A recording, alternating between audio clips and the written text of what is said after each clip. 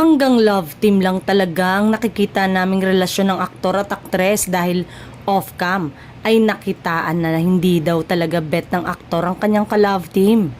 Sa isang showbiz events ay spotted ang magka-love team na ito backstage kaya malaya silang nag-uusap. Ay naringgan na may gustong puntahan ng aktres at inaaya ang aktor na ayaw. Pero in a nice way niyang sinagot ang ka-love team ng anong gagawin. Matagal yon, need ba talaga? Katwiran ng aktor, matagal kasi, sayang oras. Ang intindi ay kapag walang kinalaman o hindi naman kabilang ang aktor sa pupuntahan ay waste of time para sa kanya. At si aktres ay tila gustong magpasama since magkasama na sila ng araw na yon. Sinusunod lang daw ng aktor ang utos ng management para sa ikakaganda ng kanilang team up. Maraming may gustong maging sila pero parang hindi naman nila bet ang isa't isa. For real lang daw talaga sila at hindi for real.